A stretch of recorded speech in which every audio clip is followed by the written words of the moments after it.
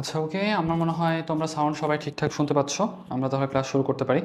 আচ্ছা ওকে, যাই হোক দেখো, আমরা কিন্তু মোটামুটি দেখতে দেখতে বায়ো এক্সট্রা সিরিজের যে জুলজির যে চ্যাপ্টারগুলো সেগুলোর কিন্তু আমরা অলরেডি শেষের দিকে চলে আসছি, তাই না? আমাদের কিন্তু আজকে চ্যাপ্টার 12, সেটা কিন্তু আজকে আলোচনা করার কথা। আমরা কিন্তু লাস্ট যে আমাদের 5টা ক্লাস আমরা কিন্তু জুলজি চ্যাপ্টার 6, চ্যাপ্টার 8, তারপর তোমার চ্যাপ্টার 9, চ্যাপ্টার 10 অলরেডি কিন্তু আলোচনা করে ফেলছি। ওকে, সো আজকে যে আমাদের চ্যাপ্টার যেটা সেটা আমাদের চ্যাপ্টার 12, তোমাদের শর্ট সিলেবাসের বাইরে বলতে গেলে সবচেয়ে কম ইম্পর্টেন্ট এবং সবচেয়ে ছোট টাইপের একটা চ্যাপ্টার, সেটা কিন্তু আমাদের জুলজি চ্যাপ্টার 12, যে আমাদের প্রাণীর আচরণ, সেই চ্যাপ্টারটা। ওকে, তাহলে দেখো আমরা খুব বেশি আর অপেক্ষা না করি, আই থিঙ্ক তোমরা সবাই ক্লাসে আসছো, যারা আসার জয়েন করছো, অ্যান্ড আমার সাউন্ড আই থিঙ্ক সবাই ঠিকঠাক শুনতে পাচ্ছ, তাহলে আমরা কিন্তু ক্লাসগুলো শুরু করতে পারি। ওকে, তাহলে দেখো আমি যেটা বলতেছিলাম যে, সরি এক মিনিট। আচ্ছা ওকে, দেখো আমরা ক্লাসে চলে যাই। আমরা আর খুব বেশি অপেক্ষা না করি, তাহলে মোটামুটি মনে হয় সবাই আসছো ক্লাসে। তাহলে দেখো আমরা কিন্তু নর্মালি একটা চ্যাপ্টার যেভাবে শুরু করি আমরা সেভাবেই আসলে আজকে কন্টিনিউ করতে চাচ্ছি। যে আমরা কিন্তু একটা চ্যাপ্টারের মানে শুরুটা বা ইনিশিয়েশন যেটা, সেটা আসলে কীভাবে শুরু করি বলো তো? একবার চ্যাপ্টারের একবার স্টার্টিং থেকে, যাতে আমাদের একটা পার্টও যেন কোনোভাবে বাদ না যায়। এবং দেখো এই চ্যাপ্টারটাতে আমরা কিন্তু দেখবো চ্যাপ্টারটা কিন্তু আসলে বেশ মনে হবে বড়, বাট থিওরির দিক থেকে এখান থেকে আসলে খুব একটা কিছু আমাদের নাই। হাতে কোনো অল্প কিছু ইনফরমেশন থাকে যেগুলো আমাদের মোটামুটি পড়লে বা জানলেই হয়ে যায়, বা বোঝার মতো কিন্তু আমাদের এখানে কনসেপ্ট খুবই কম। এবং আমাদের এই চ্যাপ্টারটা হলো অ্যানিম্যাল বিহেভিয়ার। হ্যাঁ, অ্যানিম্যাল বিহেভিয়ার চ্যাপ্টারটাতে দেখবা কি একবার শুরুর দিকে একটা সুন্দর করে একটা কথা লেখা আছে। বিজ্ঞানের যে শাখায় প্রাণীর আচরণ নিয়ে আলোচনা করা হয় তাকে বলা হয় আচরণবিদ্যা বা ইথোলজি। তাহলে এই বানানটা তোমাকে একটু জানতে হবে, এবং ইথোলজি দিয়ে অ্যাকচুয়ালি কী মিন করতে চাই সেটাও তোমাকে জানতে হবে। ওকে, তো আমি যদি জিজ্ঞাসা করি যে ভাই ইথোলজি বলতে অ্যাকচুয়ালি কী মিন করে, তাহলে বলবা ইথোলজি বলতে অ্যাকচুয়ালি মিন করে আচরণবিদ্যা। আচরণবিদ্যা। তাহলে তোমার কোশ্চেনটা করে বিজ্ঞানের যে শাখায় আচরণ নিয়ে আলোচনা করা হয় বা প্রাণীর আচরণ নিয়ে আলোচনা করা হয় সেটাকে আমরা কী বলি, তাহলে বলবা ইথোলজি বলা হয়। ওকে, তাহলে একটু সামনে চলে আসো। আমরা এখান থেকে আর আমাদের খুব বেশি কিছু যে লাগে ব্যাপারটা এরকম না। অল্প কয়েকটা ইনফরমেশন আমাদের এখানে দেওয়া আছে। দেখো, Nikolaas Tinbergen, Konrad Lorenz and Karl von Frisch, এবং এই তিনজনকে অ্যাকচুয়ালি ইথোলজির প্রধান স্থপতি হিসেবে গণ্য করা হয়। সেজন্য দেখবা কি কোশ্চেনটা করে এভাবেই যে ইথোলজির জনককে সাধারণত তোমার তিনজন বিজ্ঞানীর কথাই বলা আছে, তবে নিকোলাস টিনবার্জেন যে বিজ্ঞানী, যে উনার নামটা কিন্তু আসলে বেশি আসে, বা পরীক্ষা যদি জিজ্ঞাসা করে যে ইথোলজি জনককে, তোমরা যদি অপশনে যদি নিকোলাস টিনবার্জেন পাও তাহলে সেটা দেখানোটা তোমাদের জন্য বেটার অপশন হবে। এখন আসো আমরা পরেটা দেখি। দেখো, আচরণের প্রকৃতি, এখানে অনেক অনেক থিওরি মার্কার কথাবার্তা বলা আছে, এগুলো আমরা আসলে খুব একটা পড়তে চাই না।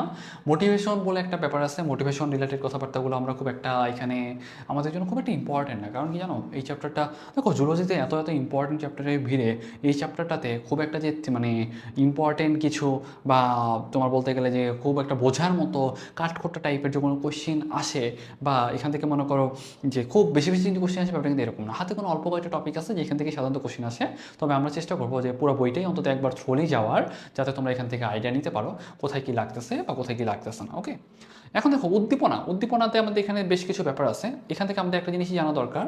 উদ্দীপনা উৎপত্তি এবং কাজের উপর ভিত্তি করে আমরা উদ্দীপনাকে 3 ভাবে ভাগ করতে পারি: একটা মোটিভেশন, একটা রিলিজিং, আর একটা হলো তোমার টার্মিনেটিং।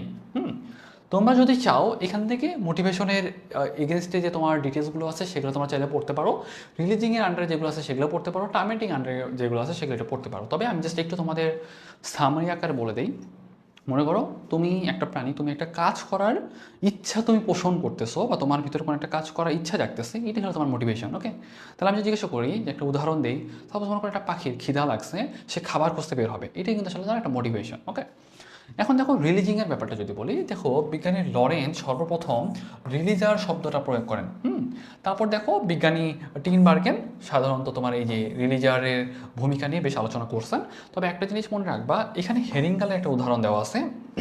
তোমরা দেখবা কি বিজ্ঞানী টিনবার্গেও পার্ডেক এখন একটা মানে ওনারা একটা গবেষণা করার পর দেখা যায় যে একটা লাল ফোঁটা পাওয়া যায়, মানে তোমার হেরিঙ্গালের ঠোঁটে একটা লাল ফোঁটা পাওয়া যায়, যেই ফোঁটাটাতে যখন বাচ্চারা ঠোকর মারে তখন মা হেরিঙ্গালটা বাচ্চাদের জন্য আনা খাবারটা তাদের সামনে দিয়ে দেয়। তার মানে এই যে একটা ফোঁটা বা এই একটা জিনিস এখানে যে আমি ঠোকর মারলে তোমার যে মা হেরিঙ্গাল যেটা সেটা যে তোমার তাদের বাচ্চার জন্য আনা খাবারটা যে দিয়ে দিচ্ছে এইটা একটা তোমার হলো রিলিজার হিসেবে কাজ করতেছে। ওকে, তাহলে জাস্ট এই উদাহরণটা তোমরা একটা পড়তে পারো। তাহলে এই জিনিসটাই তোমরা একটা মনে রাখো, উদাহরণটা একটু তোমাদের জন্য আইডিয়াটা রাখাটা বেটার, যে হেরিঙ্গালের ক্ষেত্রে হেরিঙ্গালের ঠোঁটে একটা লাল ফোঁটা পাওয়া যায়, এটাই মেনলি রিলিজার হিসেবে কাজ করে। ওকে, এখন দেখো আমি যদি বলি যে ভাই টার্মিনেটিং উদ্দীপনার ব্যাপারটা কি। দেখো সাপোজ মনে করো যে একটা পাখি একটা পাখি মনে করো সাপোজ বাসা বানাচ্ছিল, বাসা বানাইতে বানাইতে তার মনে পড়লো যে হ্যাঁ আমার এখন যথেষ্ট পরিমাণ বাসা বানানো হয়েছে, এখন আর মোটামুটি না বানাইলেও চলবে। তাহলে এই যে তোমার একটা উদ্দীপনা যেটা, এটাই হলো তোমার টার্মিনেটিং উদ্দীপনা। অথবা মনে করো সাপোজ যে একটা পাখি সে খাবার খাচ্ছিল, খাবার খেতে খেতে মনে হচ্ছে যে তার পেট যথেষ্ট পরিমাণ ভরে গেছে, আর খাওয়ার প্রয়োজন নাই, সেটা কিন্তু একটা একটা টার্মিনেটিং উদ্দীপনা। যদি মনে করো সাপোজ বাইরের দিক থেকে আসে, সাপোজ মনে করো পাখিটা বাইরে থেকে দেখে মনে হচ্ছে যে হ্যাঁ যথেষ্ট পরিমাণ ভালোবাসা বানানো হয়েছে, আর বানানো দরকার নাই, সেটাই কিন্তু হলো তোমার মেইনলি বাহ্যিক টার্মিনেটিং উদ্দীপনা। আর যদি মনে করো সাপোজ যথেষ্ট পরিমাণ খাওয়া দাওয়ার পরে তার মনে হচ্ছে যে না আমি যথেষ্ট পরিমাণ খাইছি আর খাওয়ার দরকার নাই, সেটা কিন্তু অভ্যন্তরীণ টার্মিনেটিং উদ্দীপনা। ওকে, তাহলে এই ব্যাপারগুলোই তোমার এখানে বলা আছে, তোমরা চাইলে জাস্ট একটু রিডিং দিতে পারো। ওকে, তাহলে দেখো অন্তস্থ টার্মিনেটিং উদ্দীপনা আর একটা বাহ্যিক টার্মিনেটিং উদ্দীপনা। এখান থেকে আমাদের খুব একটা আর কিছু আমাদের লাগে না, আমাদের জন্য এগুলো তোমার বেশ লেস ইম্পর্টেন্ট। আর দেখো বিজ্ঞানী এখানে অর্জিত আমাদের না আচরণগুলোকে সাধারণত দুইটা ভাগে ভাগ করা হয়েছে। দেখো মনে রাখবে একটা অর্জিত আচরণ আর একটা তোমার সহজাত আচরণ। সহজাত আচরণটা অ্যাকচুয়ালি মিন করতে যাচ্ছে যেটা তোমার কোনো প্রকার প্রাক চিন্তা ভাবনা ছাড়াই, মানে কোনো ধরনের চিন্তা ভাবনা ছাড়াই যেটা তুমি তোমার বংশগতভাবে পেয়ে থাকো, সেটাই আসলে কিন্তু আমাদের মেইনলি সহজাত আচরণের মধ্যে পড়ে। ওকে, তাহলে জাস্ট অর্জিত যদি আচরণগুলোর মধ্যে বলি, যে জিনিসটা তুমি বলতে গেলে পরিবেশের সাথে মিলায় মিশায় নেওয়ার জন্যে মানুষের দেখে যে জিনিসটা তুমি শিখতে পারতেছো, সেটাই আসলে তোমার অর্জিত আচরণ। ওকে, এখান থেকে আমাদের খুব একটা জানার দরকার নেই, তবে একটা জিনিস একটু লাইনটা মনে রাখতে পারো যে সমস্ত আচরণ হচ্ছে জিন আর পরিবেশের এক জটিল মিথস্ক্রিয়া। ওকে, তাহলে এই জিনিসটা একটু তোমরা আইডিয়া রাখো, এখান থেকে আমাদের আর খুব একটা বেশি কিছু প্রয়োজন হয় না। এখন দেখো সহজাত আচরণের মধ্যে এখানে আমাদের একটা ব্যাপার আছে। এখানে দেখো সহজাত আচরণের ইংলিশ টার্মটা কি, ইননেট বিহেভিয়ার। তার মানে যেটা তোমার বংশগতভাবে পেয়ে থাকো সেটা কিন্তু তোমার হলো বংশগত আচরণ বা সহজাত আচরণ। দেখো এটা কিন্তু আমার এই যে এখানে তোমার সহজাত আচরণের বৈশিষ্ট্যটা দেখতে পারতেছো, এটা তোমরা একবার রিডিং দিবা, কারণ এখান থেকে কোশ্চেন হতে পারে কোনটা সহজাত আচরণের অন্তর্ভুক্ত নয় বা কোনটি সহজাত আচরণের ক্ষেত্রে কোনটি সঠিক নয়, এবং কিন্তু কোশ্চেন আসাটা খুবই স্বাভাবিক। তাহলে দেখো আমি যদি তোমাকে জিজ্ঞাসা করি এটা কিন্তু জিন নিয়ন্ত্রিত বংশগত আচরণ, তাহলে আমি জিজ্ঞাসা করি এই যে এই আচরণটা এটা কি জিন নিয়ন্ত্রিত নাকি তুমি বাইরে থেকে তুমি শিখতেছো, তাহলে বলবে এটা তোমার জিন নিয়ন্ত্রিত। পাশাপাশি দেখো এটা কিন্তু তোমার পূর্ব অভিজ্ঞতা দ্বারা পরিচালিত হয় না, এবং দেখো এটা কিন্তু একইভাবে চলতে থাকে, যেমন মাকড়সার জাল বুনন, পাখির বাসা তৈরি, এগুলো কিন্তু বংশানুক্রমেই কিন্তু চলে আসতেছে। তারপর দেখো এই যে এই আচরণ কিন্তু জন্মগত, এটা কেমন জন্মগত, এবং জন্মের পরে কিন্তু তোমার এই যে শাবকের মাতৃস্তন দুগ্ধ পান করা, তারপরে এই যে আনুষঙ্গিক যে ব্যাপার স্যাপার বলা আছে, সঙ্গী নির্বাচন, পাখির বাসা তৈরি, ডিমে তা দেওয়া, এগুলো কিন্তু আসলে মানে শিখাই দেওয়া লাগে না, বুঝছো, এগুলো তাদের ভিতরে কিন্তু অলরেডি আগে থেকেই থাকে, বা এটা কিন্তু জেনেটিক্যালি তাদের ভিতরে ইনক্লুড করা, এটা কিন্তু আমাদের হলো সহজাত আচরণ। তোমরা চাইলে জাস্ট একবার রিডিং দিতে পারো, খুব একটা যে ইম্পর্টেন্ট ব্যাপারটা কিন্তু এরকম না। এখন আমাদের জন্য বেশি ইম্পর্টেন্ট যেটা, সেটা হলো আমাদের ট্যাক্সিস।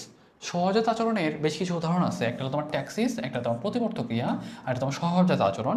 এগুলো প্রত্যেকটা ডিটেলসে আমরা পড়বো, তবে আমাদের জন্য ট্যাক্সিসটা হলো মোস্ট ইম্পর্টেন্ট টপিক। তাহলে আমি যদি তোমাকে জিজ্ঞাসা করি যে ভাই ট্যাক্সিস বলতে অ্যাকচুয়ালি কী বোঝায়, তাহলে বলবা যে কোনো একদিকে সাড়া প্রদান করা বা কোনো একদিকে যাত্রা করা বা কোনো একটা উদ্দীপনার দিকে আগায় যাওয়া, এটাই হলো তোমার ট্যাক্সিস। ওকে, তাহলে দেখো আমি যদি বলি যে ভাই ট্যাক্সিস জিনিসটা কি, ট্যাক্সিস জিনিসটা কি, সহজ কথা হইলো যে দেখো উন্মুক্ত পরিবেশে এখানে অনেক অনেক কথাবার্তা বলছে, জাস্ট একটা জিনিস মনে রাখবা, দেখো বাইরের উদ্দীপনার মানে বাইরের উদ্দীপকের প্রভাবে, কিসের প্রভাবে, বাইরের উদ্দীপকের প্রভাবে তোমার দেহের বিভিন্ন অঙ্গের সক্রিয় সঞ্চালনের মাধ্যমে প্রাণীদের অবস্থানের পরিবর্তন ঘটে, সেটাকেই কিন্তু আমরা ট্যাক্সিস বলে থাকি। ওকে, তাহলে আমি জিজ্ঞাসা করি এটা তোমার কিসের প্রভাবে হবে, তাহলে বলো তোমার এটা বাহ্যিক উদ্দীপনার প্রভাবে হবে। কিসের প্রভাবে হবে, বাহ্যিক উদ্দীপনার প্রভাবে হবে। তো আমাদের জন্য বেশি যেটা দরকার সেটা হলো তোমার ট্যাক্সিসের সাধারণ বৈশিষ্ট্য যেটা, সেটা কারণ আমাদের এই চ্যাপ্টারে যদি কোনো একটা কোশ্চেন আসে, বেশিরভাগ ক্ষেত্রে সাধারণত ট্যাক্সিস থেকেই বেশিরভাগ ক্ষেত্রে কোশ্চেনটা করে। যদি তোমার ট্যাক্সিসটা ভালোভাবে আয়ত্ত করতে পারো, তাহলে তোমার দেখবা যেখান থেকে কিন্তু তুমি মোস্ট অফ দি কোশ্চেন তুমি এখান থেকে অ্যান্সার করতে পারবা। ওকে, এখন আমি যদি বলি যে ভাই এটা কি শিক্ষালব্ধ আচরণ, না, কারণ এটা কিন্তু আমরা অলরেডি আগে পড়ছি, এটা কিন্তু সহজাত আচরণের উদাহরণ, তার এটা কিন্তু শিক্ষালব্ধ আচরণ নয়, বাহ্যিক উদ্দীপক দ্বারা নিয়ন্ত্রিত। কী দ্বারা নিয়ন্ত্রিত, বাহ্যিক উদ্দীপক দ্বারা নিয়ন্ত্রিত। পাশাপাশি দেখো এই চলনে কিন্তু সংবেদী অঙ্গ বেশ ভালো পরিমাণে ভূমিকা পালন করে। এটা কিন্তু পজিটিভ হতে পারে, নেগেটিভ হতে পারে। পাশাপাশি এই চলনক্রিয়ার গতি কিন্তু দ্রুত। তাহলে আমি জিজ্ঞাসা করি যে ট্যাক্সিসের ক্ষেত্রে এই যে চলন প্রক্রিয়া যেটা সেটা কেমন, ধীর গতি নাকি স্থির গতির? তাহলে এই জিনিসটা তোমাদের জন্য একটু আইডিয়া থাকে। তার মানে এই পার্টটা তোমরা খুব ভালোভাবে একটু রিডিং দিবা, কারণ এখানে কোশ্চেনও আসতে পারে ট্যাক্সের ক্ষেত্রে কোনটি সঠিক নয়। এখন আমাদের যেটা দরকার, ট্যাক্সিসের উদাহরণগুলো আমাদের জন্য দরকার। আমি যদি জিজ্ঞাসা করি যে ভাই ট্যাক্সিস কয় টাইপের, বললো ট্যাক্সিস দুই টাইপের। কী কী? একটা তোমার পজিটিভ ট্যাক্সিস, একটা নেগেটিভ ট্যাক্সিস। এটা যদি উদ্দীপনার দিকে হয় তাহলে বলো পজিটিভ ট্যাক্সিস, যদি উল্টা দিকে হয় তাহলে বলো নেগেটিভ ট্যাক্সিস। তাহলে এই জিনিসটা তোমরা আই থিঙ্ক কিছুটা পারবা। এখন উদ্দীপনার উৎসের ভিত্তিতে আমরা কিন্তু ট্যাক্সিসটাকে বিভিন্নভাবে ভাগ করতে পারি। ওকে, দেখো ফটো ট্যাক্সিস, তার মানে একটা জিনিস মনে রাখবো, ফটো ট্যাক্সিস মানে ফটো মানে আলো, ফটো মানে কি আলো। তার মানে আমি জিজ্ঞাসা করি যে ভাই ফটো ট্যাক্সিস মানে কি বলো তো? ফটো ট্যাক্সিস মানে হলো আলোর প্রতি সাড়া দান, বা আলোর প্রতি তোমার হলো যে প্রতিক্রিয়া যেটা, বা উদ্দীপনার প্রতি, আলোক উদ্দীপনার প্রতি যে তাদের আগায় যাওয়ার ব্যাপারটা যেটা, সেটাই হলো তোমার ফটো ট্যাক্সিস। তাহলে এখানেও না পজিটিভ নেগেটিভ থাকবে। দেখো দেখো আলোর প্রতি তোমার ঘাসফড়িংয়ের ধনাত্মক তোমার ফটোট্যাক্সিস পাওয়া যায়, এবং আরশোলার ক্ষেত্রে কিন্তু ঋণাত্মক ফটোট্যাক্সিস পাওয়া যায়। তার মানে আরশোলা কিন্তু তোমার আলোর উল্টা দিকে দৌড় দেয়। হ্যাঁ, দেখবা কি অন্ধকার হয়ে যায় তোমার আরশোলা বের হয়, কিন্তু যখনই তোমার আলো জ্বালাবা দেখবে যে আরশোলাগুলো কিন্তু লুকাইতেছে। তাহলে এটা কিন্তু তোমার নেগেটিভ ফটোট্যাক্সিস। তারপরে দেখো থার্মোট্যাক্সিস। থার্মোট্যাক্সিস মানে কি টেম্পারেচার। ওকে, থার্মোট্যাক্সিস মানে কি টেম্পারেচারের সাথে রিলেটেড। দেখো গ্রীষ্মকালে অধিক মাত্রায় মশার প্রকোপ বেড়ে যায়, ছার পোকার আক্রমণ বেড়ে যায়, এটা কিন্তু ধনাত্মক মানে থার্মোট্যাক্সিস। আর ব্যাঙের শীতনিদ্রা যেটা, সেটা কিন্তু আমাদের ঋণাত্মক থার্মোট্যাক্সিস। তাহলে জিনিসটা তোমাদের আইডিয়া রাখতে হবে। সামনে দেখো আমি যদি বলি যে ভাই হাইড্রোট্যাক্সিস ব্যাপারটা কি? হাইড্রোট্যাক্সিস হলো পানির প্রতি সারাদান। হাইড্রোট্যাক্সিস কি বলো? পানির প্রতি সারাদান এবং কেচর ভেজা মাটিতে বসবাস যেটা, সেটা কিন্তু একটা ধনাত্মক হাইড্রোট্যাক্সিস। তাহলে আমি যদি জিজ্ঞাসা করি ভাইয়া হাইড্রো মানে কি? হাইড্রো মানে হলো পানি। হাইড্রো মানে কি? পানি। হাইড্রো মানে পানি। তাহলে আমি জিজ্ঞাসা করি হাইড্রোট্যাক্সিসটা কিসের সাথে রিলেটেড? তাহলে বলবো ভাইয়া পানির সাথে রিলেটেড। এখন যদি বলি তোমাকে যে ভাইয়া কেমোট্যাক্সিস মানে কি? কেমোট্যাক্সিস মানে হলো কেমিক্যাল। কেমো মানে কি? কেমিক্যাল। তাহলে আমি জিজ্ঞাসা করি যে ভাই কেমিক্যাল পদার্থের প্রতি বা রাসায়নিক পদার্থের প্রতি সারা দেন যেটা, সেটাকে বলা হয় কেমোট্যাক্সিস। কেমোট্যাক্সিস। তাহলে এই যে চিনির প্রতি তোমার পিঁপড়ার আকর্ষণ যেটা, সেটা ধনাত্মক। কার্বনিক অ্যাসিড থেকে সাপের দূরে থাকা যেটা, সেটা কিন্তু আমাদের ঋণাত্মক কেমোট্যাক্সিস। তারপর দেখো জিওট্যাক্সিস। জিওট্যাক্সিসটা কি? জিও মানে মনে রাখবা, জিও মানে হলো তোমার গ্র্যাভিটি। জিও মানে কি? গ্র্যাভিটি। তো আমি জিজ্ঞাসা করি ভাই জিওট্যাক্সিস মানে কি? জিও মানে গ্র্যাভিটি। গ্র্যাভিটি। ওকে, তাহলে আমি জিজ্ঞাসা করি ভাইয়া মধ্যাকর্ষণ বলের প্রতি সারাদান যেটা, সেটা কি? জিওট্যাক্সিস। তাহলে দেখবা কিছু কিছু থাকে উপরের দিকে উঠে, মানে সাপোজ দেখো তোমার বিভিন্ন ধরনের পোকার গাছ বেয়ে উপরে ওঠা যেটা, সেটা কিন্তু ধনাত্মক মানে জিওট্যাক্সিস। আর পিউপাতরির সময় নিচের দিকে নামা যেটা, সেটা কিন্তু ঋণাত্মক জিওট্যাক্সিস। তার মানে অভিকর্ষের বিপরীত দিকে গেলে কি হবে? ধনাত্মক জিওট্যাক্সিস। আর অভিকর্ষের দিকে আসলে সেটা কি হবে? ঋণাত্মক জিওট্যাক্সিস। এই ব্যাপারটা কিন্তু একটু খেয়াল রাখবো। ওকে, তাহলে আই থিঙ্ক এটা অন্তত তোমাদের ক্লিয়ার করতে পারছি। ওকে, তাহলে আই থিঙ্ক এই পর্যন্ত তোমাদের ক্লিয়ার। পরের পার্টটা দেখো, পরের পার্টটা কি বলছে? পরের পার্টটা আমাদের বলছে যে থিগমোট্যাক্সিস। থিগমোট্যাক্সিস। থিগমোট্যাক্সিস মানে মনে রাখবা স্পর্শ অনুভূতির প্রতি সারাদান। তাহলে দেখবা যে এই যে দেখো চলাচলের সময় তেলাপোকা তার অ্যান্টেনার মাধ্যমে ক্ষতিকর কোনো বস্তুর টাচে আসলে সেটা কিন্তু পালায়। তার মানে এটা কি? এটা কিন্তু তোমার টাচ থেকে দূরের দিক সরে যাচ্ছে, সেটা কিন্তু আসলে তোমার ঋণাত্মক থিগমোট্যাক্সিস। কিসের? এটা কিন্তু ঋণাত্মক থিগমোট্যাক্সিস। এখন দেখো রিওট্যাক্সিস। রিওট্যাক্সিসটা কি জানো? প্রবাহমান পানির প্রতি। এটা কিন্তু শুধু পানি না, এটা কিন্তু প্রবাহমান পানি। ওকে, প্রবাহমান পানি। আমি জিজ্ঞাসা করি ভাইয়া প্রবাহমান পানির প্রতি সারা যান সেটাকে কি বলবো? তাহলে বলো তোমার রিওট্যাক্সিস।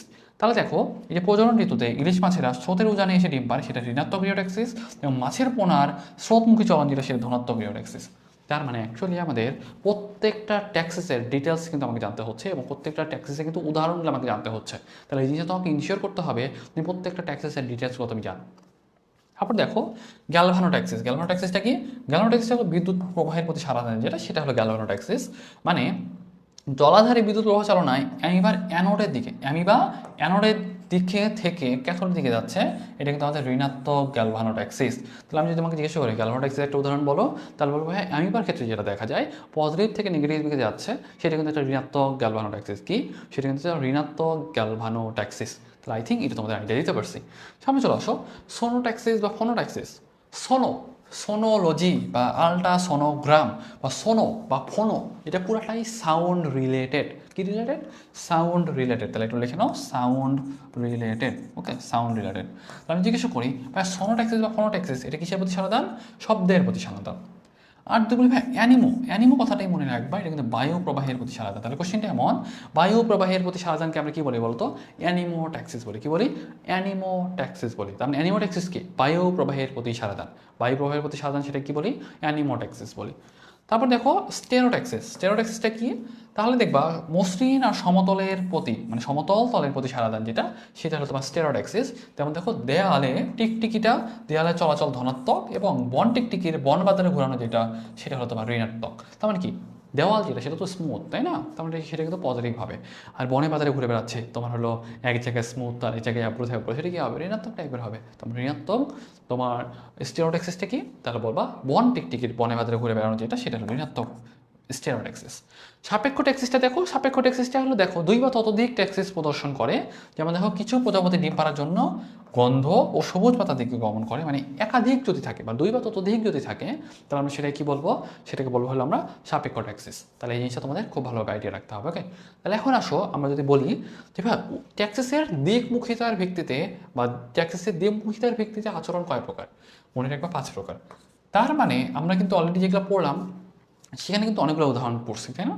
এখন যেগুলো পড়তেছি সেখানে কিন্তু দিকমুখিতার ভিত্তিতে, এগুলো কিন্তু আমাদের জন্য বেশি ইম্পর্টেন্ট। ওকে, অল্প কিছু বেশ কিছু ইনফরমেশন আছে যেগুলো তোমাদের একটু মুখস্থ টাইপ মনে রাখতে হয়, বাকিটা তোমরা কিন্তু অনেকটা নিজেরাই আত্মস্থ করে নিতে পারো। দেখো ক্লাইনোট্যাক্সিস, মনে রাখবা যেসব প্রাণীতে ট্যাক্সিস ঘটে সেখানে কোনো জোর সংবেদ অঙ্গ থাকে না। জোর সংবেদ অঙ্গ বলতে অ্যাকচুয়ালি বলতে চাচ্ছি যেই সংকেত অঙ্গটা জোড়ায় জোড়ায় থাকে। যেমন দেখো চোখ জোড়ায় জোড়ায় আছে, অ্যান্টেনা জোড়ায় জোড়ায় থাকে, তার মানে এদিকে জোর সংবেদ অঙ্গ থাকবে? বলবা থাকবে না। তারপর দেখো সংবেদ অঙ্গগুলো সমগ্র দেহ জুড়ে থাকে, তার মানে সমগ্র দেহ জুড়ে থাকে এবং সম্মুখ অবস্থান থাকে বিশেষ করে। কোথায় পাওয়া যায়? মনে রাখবা ব্লো ফ্লাই এবং বাটারফ্লাইতে পাওয়া যায়। তাহলে কোশ্চেনটা এভাবেই করে, জোর সংবেদ অঙ্গ থাকে না এরকম প্রাণীর ক্ষেত্রে কোন ধরনের ট্যাক্সিস দেখা যায়? তাহলে বলবা ক্লাইনোট্যাক্সিস। কোথায় পাওয়া যায়? তাহলে বলবা blow fly, butterfly. Blow fly, butterfly. আমি মনে রাখি কেমন জানো? ক্লাই, হ্যাঁ ক্লাই, হ্যাঁ ক্লাই, এটা আমি মনে রাখি ফ্লাই, ক্লাই, ফ্লাই নাই, ক্লাই, ফ্লাই নাই। ঠিক আছে? তার মানে ক্লাইনোট্যাক্সিস। ক্লাইনোট্যাক্সিসের উদাহরণ কি? Blow fly, butterfly. কি নাই? জোর সংবেদ অঙ্গ নাই। কি নাই? জোর সংবেদ অঙ্গ নাই। তাহলে এটা মনে রাখবে কি হবে? ক্লাই, ফ্লাই নাই, ক্লাই, ফ্লাই নাই। তার মানে কি নাই? জোর সংবেদ অঙ্গ নাই। কোথায় পাওয়া যায়? বলবো তোমার ব্লো ফ্লাই এবং বাটারফ্লাইতে পাওয়া যায়। তাহলে জিনিসটা তোমাদের মনে রাখতে হবে। এখন দেখো মেনোট্যাক্সিস। মেনোট্যাক্সিস, মেনো, মেনো কথাটা মনে রাখবা। মেনো, মেনো, মেনো কথাটা মনে রাখবা। এটা তোমার দিকমুখিতা বা এটা তোমার দিকের সাথে, হ্যাঁ অ্যাঙ্গেলের সাথে রিলেটেড। তাহলে উদাহরণটা কি? সূর্যের প্রতি সারাদিন পিঁপড়া চলন যেটা, সেটা হলো মেনোট্যাক্সিস। আর নেমোট্যাক্সিসটা কি? নেমোট্যাক্সিসটা হলো তোমার স্মৃতিমূলক সারাদান। স্মৃতিমূলক সারাদান, তার মানে একটা মেনো আর একটা নেমো, একটা মেনো একটা নেমো। নেমোটা মনে রাখবা নলেজ, নেমো নলেজ, নেমো নলেজ। তাহলে নলেজ মানে কি? তোমার জ্ঞান, তাই না? স্মৃতি। তারপরে মনে রাখবা স্মৃতিমূলক সাধারণ কোনটা? নেমোট্যাক্সিস। তারপরে দেখো টেলোট্যাক্সিসটা কি বলতো? টেলোট্যাক্সিসটা হলো তোমার শক্তিশালী উদ্দীপকের প্রতি সারাদান। শক্তিশালী উদ্দীপকের প্রতি সারাদান সেটাকে আমরা কি বলি? টেলোট্যাক্সিস বলি। উদাহরণটা কি? মনে করো সাপোজ মৌমাছিটা বের হয়েছে, একদিকে পাচ্ছে সূর্য আর একদিকে পাচ্ছে তোমার ফুল। কোন দিকে যাবে বলো তো? ফুলের দিকে যাবে। কেন? উদ্দীপনা বেশি। তার মানে শক্তিশালী উদ্দীপকের প্রতি সারাদান সেটাকে বলা হয় কি? টেলোট্যাক্সিস। কি বলা হয়? টেলোট্যাক্সিস বলা হয়। সামনে দেখো ট্রোপোট্যাক্সিস। ট্রোপোট্যাক্সিসটা কি অ্যাকচুয়ালি বলো তো? ভারসাম্যমূলক ট্যাক্সিস। তাহলে কোশ্চেনটা এভাবে করে, ভারসাম্যমূলক ট্যাক্সিস কোথায় পাওয়া যায়? বলো ট্রোপোট্যাক্সিসে পাওয়া যায়। উদাহরণ কি? তাহলে বলবা মাছের উকুন। একটা জিনিস আমরা বলছিলাম, তাই না? জোর সংবেদ অঙ্গ থাকে না কোথায় বলো তো? ক্লাইনোট্যাক্সিসের ক্ষেত্রে। কিন্তু জোর সংবেদ অঙ্গ যদি থাকে সেক্ষেত্রে কি পাওয়া যাবে? তাহলে বলবা ট্রোপোট্যাক্সিস পাওয়া যাবে। দেখো জোর সংবেদ অঙ্গ পাওয়া যাচ্ছে। পাশাপাশি মনে রাখবা এটা কিন্তু আমাদের দুই বা ততোধিক সংবেদগ্রাহী অঙ্গে একটি, মানে মূল কথা, দুই বা ততোধিক সংবেদগ্রাহী অঙ্গের একটা উদ্দীপনা একসঙ্গে গৃহীত হলে, তার মানে একাধিক অঙ্গ থাকবে, সেটা থেকে একসাথে উদ্দীপনা পাবে, এবং সেটা কি? সেটা হলো তোমার ট্রোপোট্যাক্সিস। কোথায় পাওয়া যায়? ভারসাম্যমূলক তোমার সারাদান বলা হয়। কোথায় পাওয়া যায়? জাস্ট মনে রাখো মাছের উকুনে পাওয়া যায়। কোথায় পাওয়া যায়? মাছের উকুনে পাওয়া যায়। তাহলে এই জিনিসগুলো তোমাদের খুব ভালোভাবে মনে রাখতে হবে, খুব ভালোভাবে মনে রাখতে হবে। তাহলে কোশ্চিন এখানে করে কি? শক্তিশালী উদ্দীপকের প্রতি সারাদান কি? টেলোট্যাক্সিস। ভারসাম্যমূলক সারাদান ট্রোপোট্যাক্সিস। তারপর যদি বলি যে কোথায় পাওয়া যায়? বলো মাছের উকুনে। তারপর যদি বলি যে সংবেদ অঙ্গ থাকে, বলবো থাকে। যদি বলি যে ক্লাইনোট্যাক্সিসের সংবেদ জোর সংবেদ অঙ্গ ছিল, বলবো থাকে ছিল না। কোথায় ছিল ক্লাইনোট্যাক্সিসটা? Blow fly, butterfly. তাহলে দেখো এই সিম্পল কিছু কোয়েশ্চেন, এগুলো কিন্তু তোমার জন্য মোস্ট ইম্পর্টেন্ট। ওকে, এখন চলে আসো ট্যাক্সিস। হ্যাঁ ট্যাক্সিস, ট্যাক্সিসের ক্ষেত্রে অনেক অনেক কথাবার্তা বলছে, যেমন এখান থেকে তোমরা চাইলে একবার রিডিং দিতে পারো, খুব বেশি ইম্পর্টেন্ট না। এখন আসো প্রতিবর্তক নিয়ে। তার মানে এই প্রতিবর্তক ক্রিয়া যেটা আমরা এখন আলোচনা করবো সেটা কিন্তু একটা সহজাত আচরণের উদাহরণ, তাই না? এটা কিসের উদাহরণ? সহজাত আচরণের উদাহরণ। এখান থেকে আমাদের খুব একটা বেশি ইম্পর্টেন্ট যে ব্যাপার এটা এরকম না। জাস্ট একটা জিনিস মনে রাখবা, প্রতিবর্তক ক্রিয়া যেটা সেটা কী দিয়ে কন্ট্রোল হয় বলো তো? মনে রাখবা এটা কিন্তু আমাদের সুষুম্না কাণ্ড দিয়ে কন্ট্রোল হয়। কী দিয়ে কন্ট্রোল হয়? সুষুম্না কাণ্ড দিয়ে কন্ট্রোল হয়। সেই জন্য দেখবা কোনো উদ্দীপকের প্রভাবে মস্তিষ্কের নির্দেশ ছাড়াই স্বতঃস্ফূর্তভাবে অনৈচ্ছিক প্রতিক্রিয়া সৃষ্টি হয়, সেটাকে বলা হয় প্রতিবর্তক ক্রিয়া। তাহলে প্রতিবর্তক ক্রিয়াটা কীভাবে তৈরি হয় মনে রাখবা, প্রতিবর্তক ক্রিয়াটা মেইনলি স্পাইনাল কর্ডের প্রভাবে তৈরি হয়। ওকে, তাহলে জিনিসটা তোমাদের আইডিয়া রাখতে হবে। তারপর দেখো প্রতিবর্তক ক্রিয়ার বৈশিষ্ট্য, দেখো প্রতিবর্তক ক্রিয়ার বৈশিষ্ট্য এটা তোমাদের একটু রিডিং দিবা। প্রতিবর্তক ক্রিয়ার রিডিং দিলে তুমি একটু বুঝতে পারবা এটা কিন্তু তোমার সরল টাইপের, হ্যাঁ সরল টাইপের। এটাও দেখো অনৈচ্ছিক স্বয়ংক্রিয় সহজাত আচরণ, তাই না? আমরা কিন্তু অলরেডি পড়ে ফেলছি এটা কিন্তু সহজাত আচরণ। কোনো পূর্ব পরিকল্পনা থাকে বলো? কোনো পূর্ব পরিকল্পনা থাকে না, এবং এটা কিন্তু কোনোরূপ পরিবর্তন ছাড়াই এর পুনরাবৃত্তি ঘটাতে পারে। সেজন্য কিন্তু এটা স্টেরিওটাইপ ধরনের আচরণ। স্টেরিওটাইপ মানে কি জানো? স্টেরিওটাইপ মানে হলো ছাঁচের মতো আচরণ। তারপরে তুমি একটা ইটের ছাঁচে যদি তোমার মাটি ভরাট করো তাহলে প্রতিবার কিন্তু একই টাইপের ইট পাও, তাই না? কিন্তু ওটা কিন্তু এই সহজাত আচরণের ক্ষেত্রে কিন্তু সেম, মানে প্রতিবর্তক ক্রিয়ার ক্ষেত্রেও সেম। তুমি মনে করছো একটা মশা বসছে, প্রথমবার তাকে আদর করবা আর পরের বার যে মাইট দিবা ওটা কিন্তু এরকম না। প্রথমবার মাইট দিতা, তুমি যদি মানে 10 নম্বর বারও দেখো তাও কিন্তু ওরা মাইট দিবা, বুঝতে পারছো? এটা কিন্তু আসলে স্টেরিওটাইপ। তাহলে আই থিঙ্ক এটা তোমরা পারবা। দেখো এটা কিন্তু খুব দ্রুত গতিতে মানে সঞ্চালিত হয়, আর পাশাপাশি তোমাদের এটা কিন্তু সর্বক্ষণিক নিয়ন্ত্রিত হওয়ার প্রয়োজন হয় না। ওকে, আর এই ক্রিয়া কিন্তু সহজে সংশোধিত বা পরিবর্তিত হয় না। তাহলে দেখবা যে তুমি কিন্তু ঘুমের মধ্যে যখন মশা মারতেছো বা মনে করছো একটা আগুনে হাত দিচ্ছিলা, এটা কিন্তু খুব দ্রুত কিন্তু রেসপন্স করে তুমি সরাই নিয়ে চলে আসো, তাই না? এই ব্যাপারগুলো কিন্তু এখানে বলা হয়েছে। এটা কিন্তু আমাদের প্রতিবর্তক ক্রিয়া। এবং দেখো প্রতিবর্ত চক্র বলে একটা ব্যাপার আছে, মূলত যেই মানে পথে এটা সংঘটিত হয় সেটাকে বলা হয় প্রতিবর্ত চক্র। কী কী পার্ট থাকে? একটা রিসেপ্টর থাকে, একটা মানে যেটাকে বলে রিসেপ্টর, এবং অন্তর্বাহী পথ থাকে অ্যাফারেন্ট, একটা কেন্দ্র থাকে যেটা তোমার প্রসেস করবে, এবং একটা ইফারেন্ট পথ থাকে, এটা প্রভাবিত অঙ্গ থাকে। কোশ্চিন এইভাবেই করে যে প্রতিবর্ত চক্রের অন্তর্ভুক্ত নয় কোনটি। তার মানে কি একটা রিসেপ্টর থাকবে, একটা নিয়ে যাইতে হেল্প করবে তার মানে অ্যাফারেন্ট, একটা কেন্দ্রে নিয়ে যাবে সেটা সেন্টার, নিয়ে আসবে ইফারেন্ট, এবং একটা মানে তোমার প্রভাবিত অঙ্গ থাকবে সেটা হলো তোমার যে ইফেক্টর অর্গান। তাহলে কোশ্চেনটা এরকম যে প্রভাবিত চক্রের মানে প্রতিক্রিয়া চক্রের প্রতিবর্ত ক্রিয়া চক্রের তোমার অন্তর্ভুক্ত নয় কোনটি। দেখো ওই উদাহরণটা তোমার এখানে দেওয়া আছে। দেখো এখানে তোমার রিসেপ্টর থেকে তোমার এই যে অ্যাফারেন্ট দিয়ে তোমার যাচ্ছে, এটা তোমার সেন্টার, এবং সেটা কিন্তু আবার রিফারেন্ট দিয়ে এসে তোমার মাসেলে তোমার সেটা কিন্তু প্রভাবিত করতেছে। তার মানে এইভাবেই কিন্তু আসলে পুরোটা কন্ট্রোল হয়। আমি জিজ্ঞেস করি এখানে তোমার রিসেপ্টর অঙ্গকে বলো তো?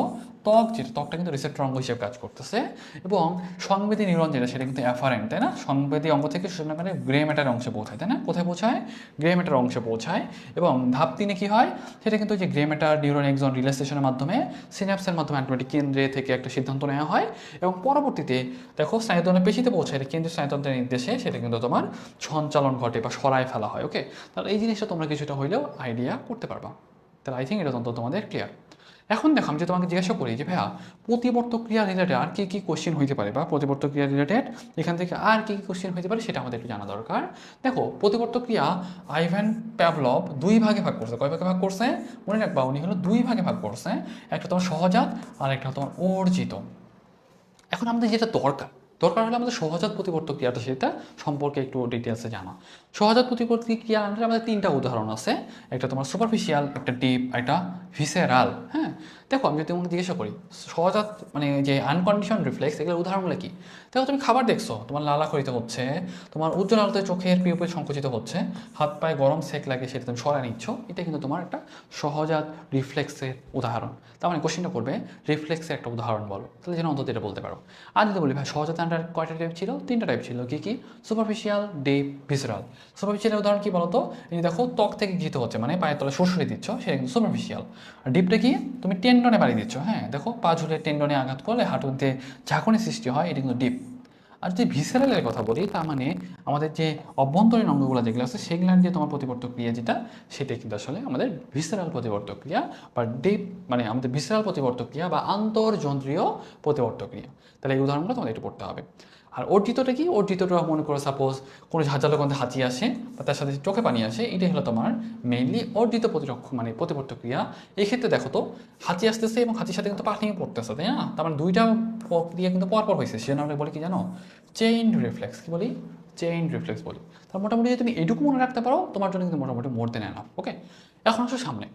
আমি যদি তোমাকে বলি যে ভাই দেখো সহজাত আচরণ বা ইনস্টিংক্টের অনেক অনেক কথাবার্তা বলছে, তবে বিজ্ঞানী ডারউইন সর্বপ্রথম ইনস্টিংক্টের একটা বাস্তবমুখী উদাহরণ দেওয়ার চেষ্টা করছেন। হ্যাঁ, ব্যাপারটা হলো ইনস্টিং বা সহজাত আচরণ বলতে অ্যাকচুয়ালি মিন করতেছে সাপোজ মনে করো যে সন্তান বাৎসল্য বা একটা মা তার সন্তানকে কীভাবে দেখে রাখবে, প্রজনন রিলেটেড ব্যাপার স্যাপারগুলো যেগুলো সেগুলো কিন্তু আসলে পুরোটাই সহজাত আচরণের আন্ডারেই কিন্তু পড়ে। ওকে, তাহলে জিনিসগুলো তোমাদের একটু হলে আইডিয়া রাখা লাগবে। তবে বিজ্ঞানী লরেন্জ এখানে না ডারউইনের বক্তব্যটা মেনে নিলেও বেশ কিছু তোমার ওখানে মানে কিছু জায়গায় তোমার চেঞ্জ উনি ঘটানোর চেষ্টা করছেন, বা এফএপি বা ফিক্সড অ্যাকশন প্যাটার্নের উনি কথাবার্তা বলছেন। এগুলো আমাদের জন্য খুব একটা যে ইম্পর্টেন্ট ব্যাপারটা আসলে খুব একটা ইম্পর্টেন্ট না। তবে আমাদের একটা জিনিস যেটা বেশি জানা দরকার সেটা একটু আমাদের মনে রাখতে হবে যে আমাদের ওই যে রিলিজিং, আমরা কিন্তু মানে লরেঞ্জের যে ব্যাপারটা যেটা আমরা কিন্তু পড়ছিলাম, যেখানে কিন্তু আমাদের রিলিজিং বলে একটা পয়েন্ট ছিল, তাই না? রিলিজার শব্দটা প্রথম কে ব্যবহার করছিলেন বলতো? বিজ্ঞানী লরেঞ্জে, উনি কিন্তু সর্বপ্রথম তোমার রিলিজার শব্দটা ব্যবহার করছিলেন। হ্যাঁ, রিলিজার কি ছিল বলতো? রিলিজার ছিল তোমার হেরিঙ্গালের তোমার ঠোঁটে একটা ছোট ডট ছিল বা একটা তোমার দাগ ছিল, যেটাতে ঠোকর দিলে তোমার কিন্তু ওই মা হেরিঙ্গালটা ওই মানে তোমার যে বাচ্চাদের জন্য আনা খাবারটাকে তোমার কিন্তু বাচ্চাদের কাছে দিয়ে দিত, তাই না? এটা কিন্তু একটা রিলিজার পয়েন্ট ছিল। তাহলে এই জিনিসটা তোমাদের একটু আইডিয়া রাখা লাগবে। এখান থেকে আমাদের জন্য খুব একটা ইম্পর্টেন্ট কিছু এখান থেকে নাই। ওকে, তাহলে জিনিসটাকে তোমাদের আইডিয়া রাখতে হবে। এখন আমি যদি তোমাকে জিজ্ঞাসা করি যে ভাইয়া এফএপি এর বৈশিষ্ট্য কী, তাহলে একটা জিনিস তোমাকে একটু আইডিয়া রাখতে হবে যে ভাইয়া এফএপি এর ক্ষেত্রে একটা জিনিস তোমাকে আইডিয়া রাখা দরকার যে এফএপি এর ক্ষেত্রে আমাদের কিন্তু 5টা বৈশিষ্ট্য আছে। কয়টা বৈশিষ্ট্য আছে? 5টা বৈশিষ্ট্য আছে। 5টা বৈশিষ্ট্য কী কী? ছাদসম্মত হইতে হবে, হ্যাঁ, স্টেরিওটাইপিং। তাহলে আমি জিজ্ঞাসা করি, তাহলে কোশ্চেনটা এভাবে করে, ফিক্সড অ্যাকশন প্যাটার্নের বৈশিষ্ট্য কী? তাহলে একটা জিনিস মনে রাখবা, ফিক্সড অ্যাকশন প্যাটার্নের বৈশিষ্ট্য হইল সেটা আমাদের ছাদসম্মত হইতে হবে। কী হইতে হবে? ছাদসম্মত হইতে হবে। তার মানে তুমি মনে করো সাপোজ একটা ইট বানানোর ছাঁচে তুমি যেরকম প্রতিবার একটা সেম টাইপের ইট পাও, এক্ষেত্রে কিন্তু তোমাকে সেম টাইপের ইট পাবা। হ্যাঁ, তার মানে সেম টাইপের তুমি আচরণগুলো পাবা। তাহলে এই জিনিসটার কথাই কিন্তু আসলে বলা হচ্ছে ছাদসম্মত। পাশাপাশি দেখবা কি সার্বজনীনতা বলে একটা ব্যাপার আছে, বুঝছো? এটা একই প্রজাতির সকল সদস্যের এই আচরণটা প্রদর্শিত হবে, এটা মনে রাখতে হবে। তারপর দেখো ব্যক্তিগত অভিজ্ঞতা বহির্ভূত, তার মানে এটা কিন্তু বিচ্ছিন্ন অবস্থায় থাকলেও প্রজাতির সব সদস্য একই রকম আচরণ পাওয়া যাবে। তার মানে একটা পাখিকে আলাদা রাখছো এবং আরেক দলকে একসাথে রাখছো, ওরা যে বিহেভ দেখাবে এও কিন্তু সেম বিহেভিয়ারই দেখাবে। ঠিক আছে, এটাই অ্যাকচুয়ালি বলা হয় যে মেইনলি ব্যক্তিগত অভিজ্ঞতা বহির্ভূত। ওকে, তাহলে জিনিসটা তোমরা একটু আইডিয়া রাখার চেষ্টা করবা বা মনে রাখার চেষ্টা করবা। আর ব্যালিস্টিকনেসটা কি? ব্যালিস্টিকনেসটা হইল সারা একবার দেওয়া হইলে পরিস্থিতির পরিবর্তন সাপেক্ষেও তা অপরিবর্তিত থাকে। তো কোশ্চেনটা এভাবেই তুলে দেয়, সারা একবার দেওয়া হইলেও পরিস্থিতির সাপেক্ষে সেটা অপরিবর্তিত থাকে, এইটাকে কি বলা হয়? ব্যালিস্টিকনেস বলা হয়। ওকে, আর পাশাপাশি এটা কিন্তু উদ্দেশ্যের একনিষ্ঠতা থাকে, সিঙ্গেলনেস অফ পারপাস, মানে একটা মাত্রই কাজ করে। তাহলে কোশ্চেনটা এভাবে রেডি করে কোনটা এফএপি এর বৈশিষ্ট্য নয়, কোনটি এফএপি এর বৈশিষ্ট্য নয়। তাহলে এখান থেকে যেগুলো কোশ্চেনগুলো থাকতেছে বা অপশনগুলো পাচ্ছ, সেগুলোকে সাটল কিছু চেঞ্জ করে তোমার কিন্তু একটু মানে ঘাবড়াই দিতে পারে বা একটু তোমার কনফিউজ করে দিতে পারে। ওকে, আসো এখন দেখো টুনটুনি পাখির বাসা নির্মাণ, সেটা কিন্তু একটা ইনস্টিংক্টের উদাহরণ। এটা একটু আইডিয়াটা মনে রাখতে পারো। টুনটুনি পাখি যে বাসা বানাচ্ছে, সে একসাথে থাকলেও যেভাবে বাসা বানাবে, সে তোমার একা থাকলেও সেভাবে বাসা বানাবে। ওকে, এটা কিন্তু আসলে তোমার সহজাত আচরণের আন্ডারেই কিন্তু পড়ে যায়। এখন দেখো প্রতিবর্ত ক্রিয়া সহজাত আচরণের পার্থক্য তোমরা একবার রিডিং দিবা। এটা কিন্তু তোমার মানে স্নায়ুরজ্জু বা নার্ভ কর্ড দিয়ে বা স্পাইনাল কর্ড দিয়ে কন্ট্রোল, এটা কিন্তু মস্তিষ্ক দিয়ে কন্ট্রোল। এটা কিন্তু তোমার সরল প্রকৃতির, হ্যাঁ, মানে প্রতিবর্ত ক্রিয়াটা কিন্তু সরল প্রকৃতির, আর সহজাত আচরণটা কিন্তু জটিল প্রকৃতির, এবং এটা কিন্তু ধীর গতিতে, এটা কিন্তু তোমার দ্রুত গতিতে ছাড়া দেয়। আর এটা কিন্তু তোমার চেঞ্জ করা যায়, হ্যাঁ, এটা কিন্তু কখনো চেঞ্জ করা যায় না। হ্যাঁ, তুমি বলতে পারো ভাইয়া এটা কি আসলে চেঞ্জ করা যায়? চেঞ্জ করা যায়। তুমি মনে করো সাপোজ তুমি মনে করো প্রতিবর্ত ক্রিয়ার সময় মারতে চাচ্ছিলা, আবার এখানে কিন্তু তুমি আটকাতে পারো। হ্যাঁ, মানে প্রতিবর্ত ক্রিয়াটাই কিন্তু ব্রেন মাঝে মধ্যে ওভার হ্যান্ড নিতে পারে, বুঝছো? আপার হ্যান্ড নিলেও নিতে পারে। সেই জন্য ওই কথাটাই বলা হয়েছে যে প্রতিবর্ত ক্রিয়াটা কিন্তু মেইনলি প্রাণীর ইচ্ছা অনুযায়ী কিন্তু নিয়ন্ত্রণ বা পরিবর্তন করা যায়। ওকে, আর এই যে তোমার সহজাত আচরণের ক্ষেত্রে এটা কিন্তু তোমার নিয়ন্ত্রণ বা পরিবর্তন করা যায় না। তাহলে এই ব্যাপারটা একটু তোমাদের আইডিয়া রাখতে হবে। পাশাপাশি দেখো প্রতিবর্ত ক্রিয়াটা কিন্তু বুদ্ধিবশত না, তাই না? এটা কিন্তু তোমার অজান্তে হয়ে যাচ্ছে, তোমার স্পাইনাল কর্ড কন্ট্রোল করতেছে, আর এটা কিন্তু তোমার বুদ্ধি প্রতিবর্ত। ওকে, এটা অভিজ্ঞতা দ্বারা পরিবর্তিত হয়, এটা কিন্তু অভিজ্ঞতা দ্বারা পরিবর্তিত হয় না। এটা আত্মরক্ষামূলক, এটা কিন্তু বংশরক্ষা এবং আত্মরক্ষামূলক। তার মানে এইটা তোমরা একটু আইডিয়া রাখার চেষ্টা করবা এবং অবশ্যই রিডিং দিবা, কারণ পার্থক্যগুলো আমাদের জন্য মোস্ট ইম্পর্টেন্ট কোশ্চেন। আর এখানে দেখো আমাদের বেশ কিছু কথাবার্তা বলছে সহজ আচরণের আন্ডারে। যেমন দেখো এখান থেকে একটা ক্রিটিক্যাল ইন্টেলিজেন্ট পাখির কথা বলছে, মানে চামচটি কাদা খোঁচা। এখান থেকে উনি মানে ওর কথা বলা আছে যে উপকূলীয় অঞ্চলে আসে, তারপর সেমভাবে মানে তোমার মানে ঠোঁট দিয়ে মাটি খুঁড়ে আনলিমিটেড পোকামাকড় যেগুলো পায় সেগুলো খায়। আনুষঙ্গিক অনেক ব্যাপার স্যাপার বলা আছে, আমাদের জন্য খুব একটা যে ইম্পর্টেন্ট ব্যাপারটা এরকম না। তবে আমাদের জন্য বেশি ইম্পর্টেন্ট হলো মাইগ্রেশনের যে ব্যাপারটা যেটা। হ্যাঁ, দেখো আমি তোমাকে কয়েকটা ব্যাপার বলি এখানে। আমাদের এই যে পাখিরা সাধারণত 5 থেকে 6 মানে মানে 5 থেকে 6 ঘন্টা উড়বার পর কিছুটা মানে তোমার হলো রেস্ট নেয়। হ্যাঁ, তবে একটা জিনিস তুমি মনে রাখবা যে গোল্ডেন পোফার যে পাখি যেটা আছে সেটা বিরতিহীনভাবে 1400 মাইল উঠতে পারে। কতটুকু উঠতে পারে? 1400 মাইল উঠতে পারে। এবং সাধারণত পাখিগুলো 1 থেকে 2 মাইল পর্যন্ত যেতে পারে। তবে এই হিমালয়ান প্যাট্রিস এ হলো আর্কটিক টান, মানে মূল কথা যে আর্কটিক টান পাড়ি দিয়ে 11,000 মাইল দূরে কিন্তু অ্যান্টার্কটিকার উপকূলেও সে হাজির হওয়ার নমুনা পাওয়া গেছে। তার মানে এই যে আর্কটিক টার্ন যে পাখিটা যেটা সেটা কিন্তু 11,000 মাইল পর্যন্ত পাড়ি দিতে পারে। কত মাইল? 11,000 মাইল পর্যন্ত কিন্তু পাড়ি দিতে পারে।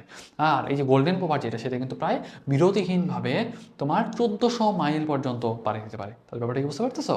তাহলে তোমার কি মনে হচ্ছে এটা কি তোমার একটানা 11,000 মাইল উঠছে? ব্যাপারটা এরকম না, রেস্ট নিয়ে 11,000 মাইল পর্যন্ত যেতে পারছে। আর গোল্ডেন পোপার যেটা একটানা 1400 মাইল গেছে, একটা বিমানে এত উড়ে না, বুঝতে পারছো? বিমানে ফুয়েল শেষ হয়ে যায়। আচ্ছা, দেখো যে ব্যাপারটা বলতেছিলাম এখান থেকে একটু মনে রাখবা, এখান থেকে আর কিছু দরকার নাই।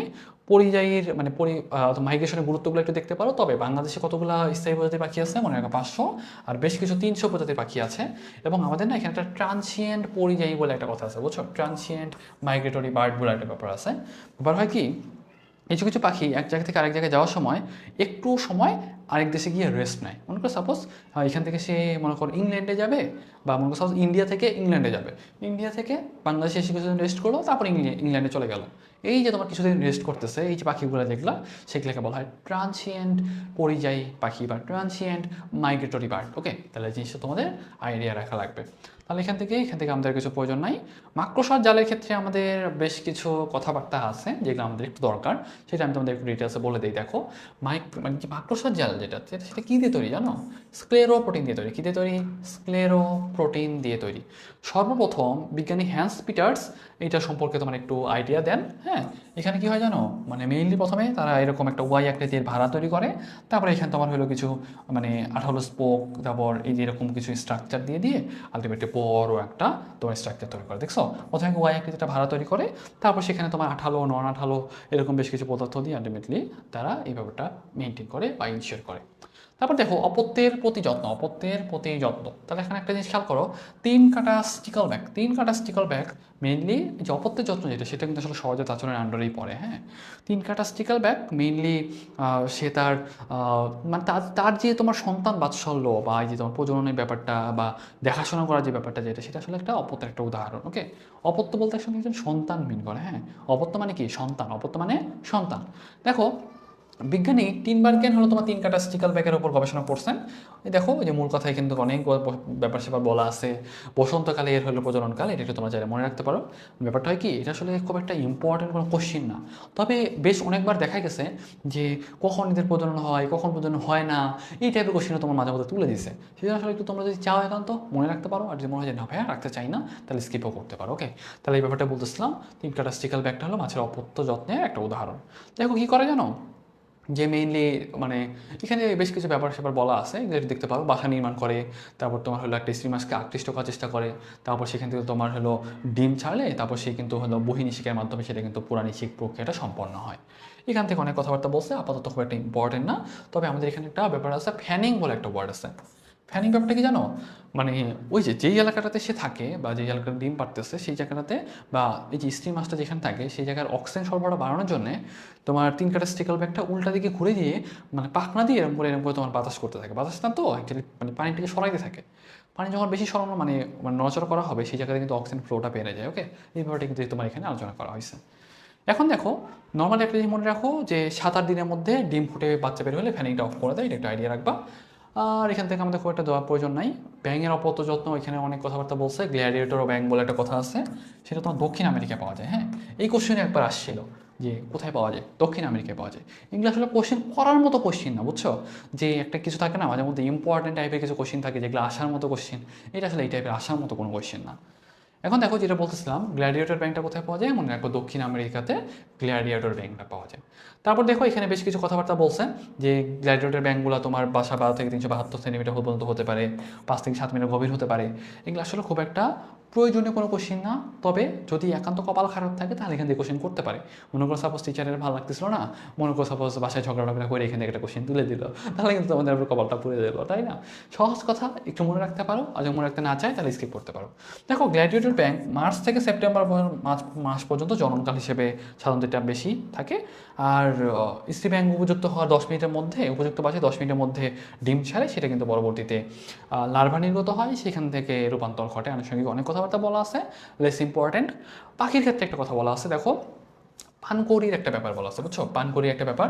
বাংলাদেশে পানকৌড়ির জননকালটা কত? মে থেকে অক্টোবর, এটা মাঝে মধ্যে কোশ্চেন আসছে দেখেই বললাম, বুঝছো? বেশ কিছু কোচিংয়ের পরীক্ষায় দেখবা বা বেশ কিছু ভার্সিটির পরীক্ষায় মনে হয় আসছিল 1-2 বার।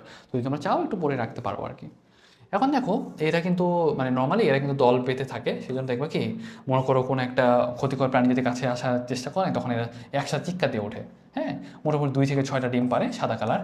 এবং দেখো যে পানকৌড়ি কিন্তু নর্মালি শান্তশিষ্ট পাখি, সেজন্য দলবদ্ধ থাকায় মানে যেহেতু দলবদ্ধভাবে থাকে তখন এই যে চিৎকার করে আলটিমেটলি ওই শিকারি বলো বা খারাপ প্রাণীটা বলো সেটা কিন্তু দূর করতে পারে, তাই না? তো এটা দেখতে পারো। নর্মালি এখানে অনেক কথাবার্তা বলছে, এখান থেকে আমাদের জন্য খুব একটা ইম্পর্টেন্ট ব্যাপার এরকম না। নর্মালি 7 দিন কিন্তু এদের দেহে কিছুই থাকে না, তারপর কিন্তু আসলে আস্তে আস্তে আস্তে আস্তে কিন্তু তাদের মানে পালকগুলা গজাইতে থাকে। মোটামুটি 1 মাসের মধ্যে সেগুলা তোমার শিখে যায় সব কিছুই। ওকে, তাহলে মোটামুটি যেগুলো এখন পর্যন্ত আলোচনা করলাম সেগুলো আমাদের ছিল সহজাত আচরণ। এখন যেটা আমরা আলোচনা করবো সেটা হলো শিক্ষণ আচরণ। শিক্ষণ আচরণ আসলে আমাদের খুব একটা বেশি কিছু জানার মতো নাই, অ্যাকচুয়ালি অল্প কিছু কোশ্চেন থাকে যেগুলো আমাদের একটু জানতে হয়। দেখো শিক্ষণ আচরণের আন্ডারে আমাদের কিন্তু বেশ কিছু ব্যাপার আছে। দেখো শিক্ষণ আচরণের বৈশিষ্ট্যটা একটু তোমরা রিডিং দিবা। হ্যাঁ, কোশ্চেনটা এভাবে করতে পারে, শিক্ষণ আচরণের বৈশিষ্ট্য 9 কোটি। তোমাদের কিন্তু আমি পড়ার স্টাইলটা বোঝাচ্ছি। তোমাদের কিন্তু আসলে টার্গেট কিন্তু এরকম না যে মুখস্থ করায় দেওয়া বা বোঝায় দেওয়া, মানে ব্যাপারটা আসলে বোঝায় দেওয়া তো দরকার, কিন্তু আসলে এই চ্যাপ্টারে আসলে বোঝানোর কিছু নাই। তোমাদের একটু কোশ্চেনের প্যাটার্নটা বুঝতে শেখা উচিত। কোশ্চেনগুলো আসলে হয় কোত্থেকে, এই বৈশিষ্ট্য টাইপ কোশ্চেনগুলো জায়গা থেকে কিন্তু কোশ্চেনগুলো সাধারণত বেশি হয়। তোমাকে তো মুখস্থ করার দরকার নেই, তুমি যদি চিনতে পারো সেটা কিন্তু তোমার জন্য মোর দেন এনাফ, তাই না? তাহলে দেখো শিক্ষণ আচরণ যেটা, সেটা কিন্তু জন্মগত নয়, তুমি কিন্তু শিখতেছো, বংশ পরম্পরায় কিন্তু যায় না, তাই না? তার মানে কি, তুমি মনে করো সাপোজ ডক্টর হইছো, তোমার ছেলে পেলে কি ডাক্তারি জ্ঞান নিয়ে বড় হবে? ওটা তো এরকম না, তাই না? তার মানে কিন্তু আসলে এটা বংশ পরম্পরায় যাচ্ছে না। তারপর দেখো এটা কিন্তু তোমার পরিবর্তনের মধ্য দিয়ে বিকাশ লাভ করে, প্রজাতির জন্য সুনির্দিষ্ট নয়, এগুলো জাস্ট দিবা। তবে আমাদের 8 ধরনের শিখন আচরণ করতে দেখা যায়। কোশ্চেন করবে শিখন আচরণ 9 কোনটি, ঠিক আছে? শিখন আচরণ 9 কোনটি, এভাবে কিন্তু কোশ্চেন করে। তাহলে দেখো হ্যাবিচুয়েশন বা অভ্যাসজনিত আচরণ, অনুকরণ বা ইমপ্রিন্টিং, কন্ডিশন রিফ্লেক্স, তারপর দেখো trial and error learning, latent learning, তারপর দেখো রিজনিং, তারপর এই যে কগনিশন, ইনসাইট লার্নিং। আমি কেন ইংলিশ টার্মগুলো পড়তেছি, কোশ্চেন করলে ইংলিশ টার্মগুলো দিয়ে কোশ্চেন করবে, তোমার সুন্দর করে ধরে রাখাবা, বুঝতে পারছো? এভাবে একটু মনে রেখো।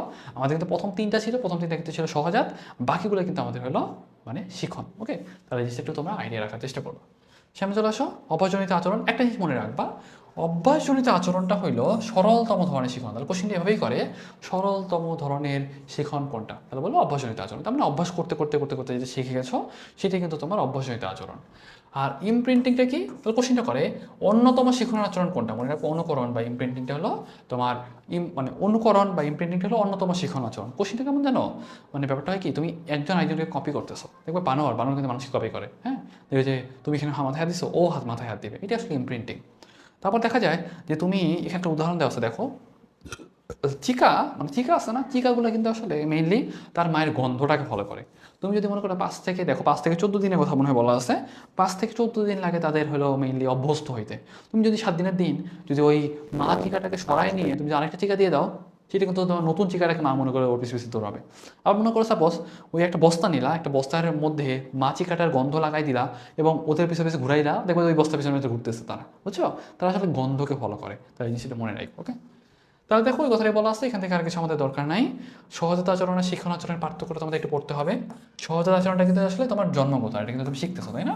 এটা কিন্তু জন্মগত, এটা জন্মগত না, বংশপরণে প্রদর্শিত হয় হয় না, সুনির্দিষ্ট, এটা কিন্তু সুনির্দিষ্ট নয়, এটা কিন্তু অপরিবর্তনশীল, এটা কিন্তু পরিবর্তনশীল, কারণ তুমি এটা শিখতেছো। আর এখান থেকে তুমি জাস্ট এই ব্যাপারগুলো একটু রিডিং দিও, তাহলে তোমাদের জন্য মোটামুটি এখান থেকে আর কিছু প্রয়োজন নাই।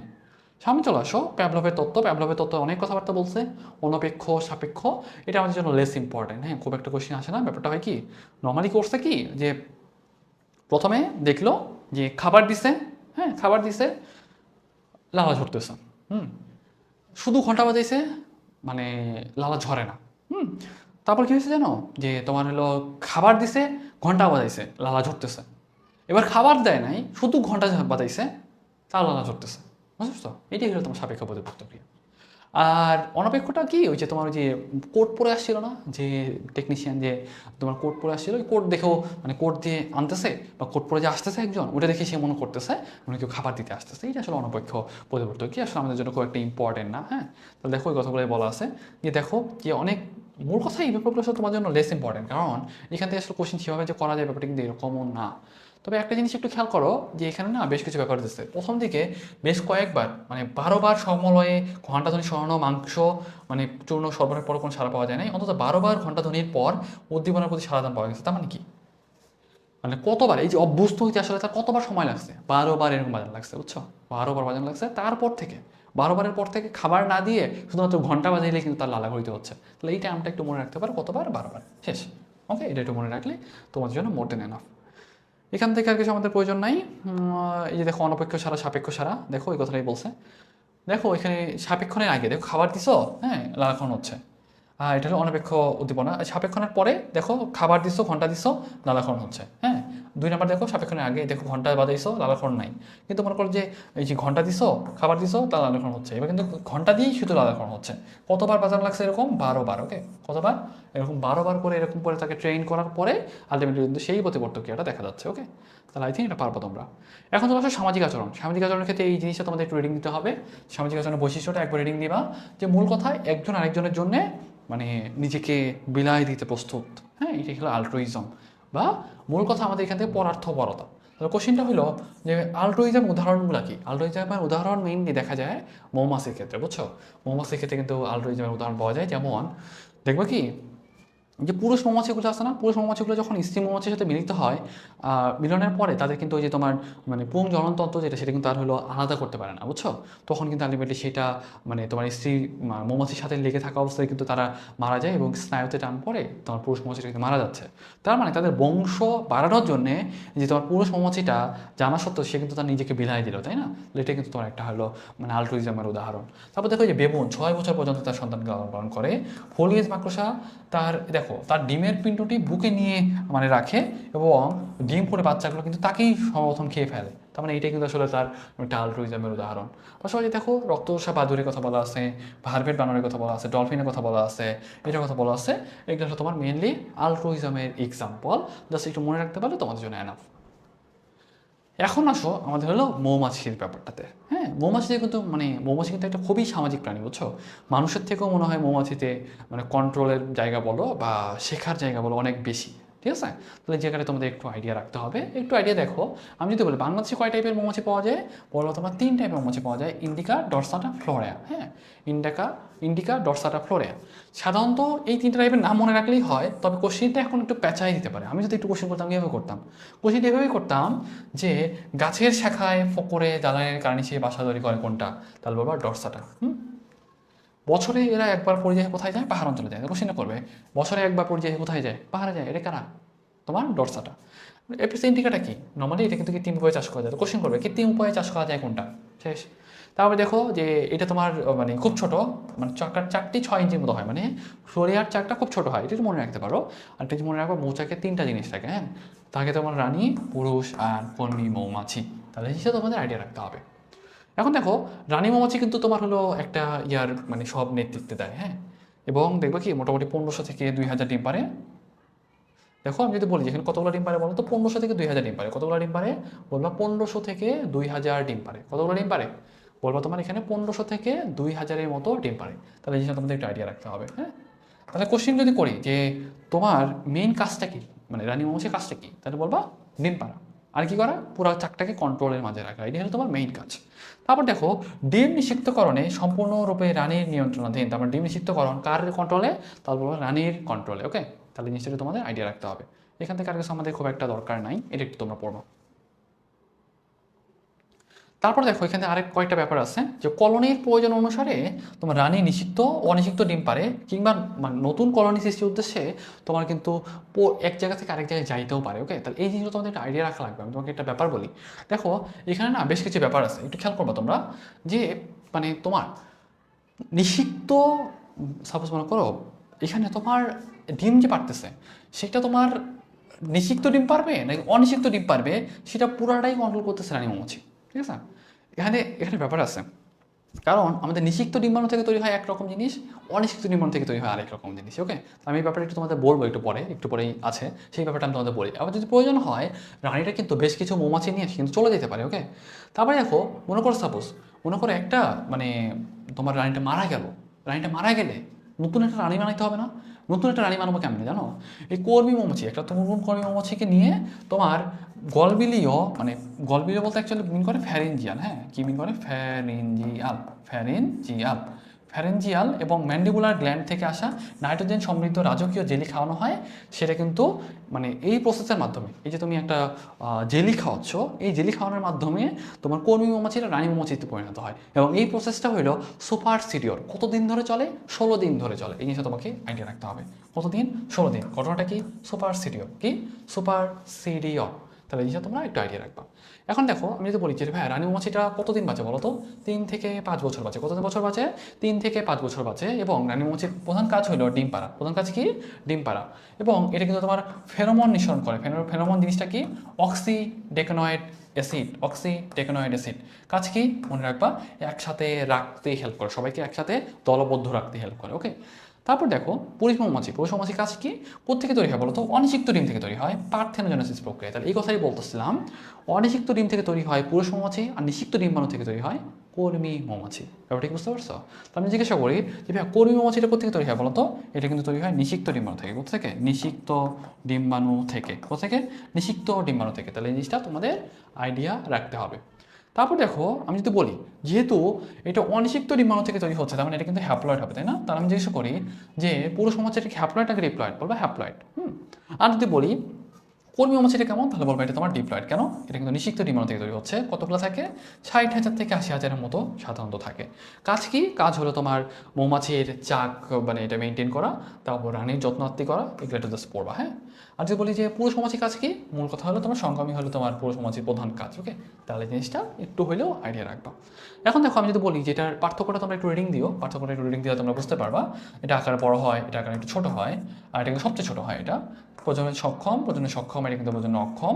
এটা কিন্তু তোমার সাধারণত মানে রানী মৌমাছি ব্যাপারটা ওরকম কিছু নাই। এটা মনে রাখবে এটা হ্যাপ্লয়েড, এটা কিন্তু সাধারণত তোমার ডিপ্লয়েড হয়। ওকে, এটা একটু মনে রাখবা। আর রানী মৌমাছিটাও আসলে ডিপ্লয়েড হয়। ওকে, কারণ কি এটা কিন্তু কর্মী মৌমাছি থেকেই তো তৈরি হতে পারে, তাই না? সে কিন্তু আসলে অ্যাকচুয়ালি ডিপ্লয়েডই হয়। এবং এটা কিন্তু 3 থেকে 5 বছর বাঁচে। এটা 50 থেকে 60 দিন, এটা 50 দিন, এটা থাকে একটা, এটা থেকে 300 থেকে 3000, এবং এটা থেকে 60 থেকে 80,000। ওকে, তাহলে এই জিনিসটা তোমাদের একটু আইডিয়া রাখতে হবে। সামনে চলে আসো আমি যদি বলি রয়্যাল জেলি। ওই যে বলছিলাম না আমাদের কর্মী মৌমাছিগুলোকে কী করা হয় জানো? কর্মী মৌমাছিগুলো কিন্তু মানে সাপোজ মনে একটা রানী মৌমাছি মারা গেল, তাহলে কর্মী মৌমাছিকে তো রানী বানাইতে হবে। কীভাবে বানাবো? আমি কিন্তু সুপার সিরিয়র প্রক্রিয়ায় একটা জেলি খাওয়াই দেই। সেই জেলি খাওয়াইলে সেটা কিন্তু তোমার রানী মৌমাছিতে পরিণত হয়। তাহলে কী খাওয়াচ্ছি? একটা তোমার রাজকীয় জেলি খাওয়াচ্ছি। কী বা থাকে এখানে? পানি সবচেয়ে বেশি থাকবে। কোনো একটা জেলিতে পানি বেশি থাকে, এটা বোঝাই যাচ্ছে, তাই না? প্রোটিন, পথে 15, মনে রাখবা পথে প্রোটিন, পথে 15, তার মনে রাখবো 12 থেকে 15। লতে লিপিড, আমি লতে মনে রাখি জানো? লতে 6, ল মানে 6। হ্যাঁ, ল মানে 6, তার মনে রাখবো 3 থেকে 6% থাকে তোমার লিপিড। লতে 6 মানে মনে রাখবা ল রিলেটেড, মানে ল রিলেটেড ব্যাপারগুলো দেখবে সব কিছু 16, মানে আমি মনে রাখতাম 16 6 আছে না, ওভাবে মনে রাখতে পারো। মানে লিপিড কত পার্সেন্ট থাকে? 3 থেকে 6%। আর যদি বলি যে মানে তোমার প্রোটিন কতটুকু?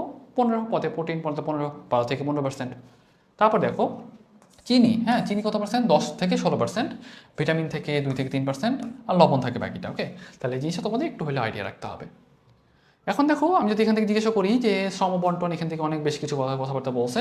3 থেকে 4 দিনের মধ্যে তারা কিন্তু মধুকুঠুরি পরিষ্কারের কাজে লেগে যায়, এবং 18 থেকে 20 দিন হইলেই সে কিন্তু মধু আহরণে বের হয়। এটা তোমাদের একটু আইডিয়া রাখা লাগবে। তারপর দেখো খাদ্যের যোগান দিতে হেল্প করে, ভাব বিনিময়ে হেল্প করে। তবে একটা জিনিস মনে রাখবা, ভাব বিনিময়ের এদের মূল প্রসেসটা হলো নাচ। হ্যাঁ, নৃত্যের মাধ্যমে তারা কিন্তু তোমার মৌমাছি তাদের ভাষাটা প্রকাশ করে। কার্ল ফন ফ্রিস মৌমাছির নৃত্যের গতি সম্পর্কে আলোকপাত করেন। কয় টাইপের আছে নৃত্য? মনে রাখবা 2 টাইপের নৃত্য আছে। কয় টাইপের নৃত্য আছে? মনে রাখবা 2 টাইপের নৃত্য আছে। কয় টাইপের? 2 টাইপের নৃত্য আছে। একটা তোমার চক্রাকার নৃত্য, আর একটা তোমার ওয়াগল নৃত্য। একটা চক্রাকার নৃত্য, আর একটা হলো ওয়াগল নৃত্য। দেখো, চক্রাকার নৃত্য কতগুলো বৃত্তাকার গতিপথের সৃষ্টি করে, এটা দিয়ে মিন করে কি জানো? 100 মিটার কম দূরত্বে খাবার আছে।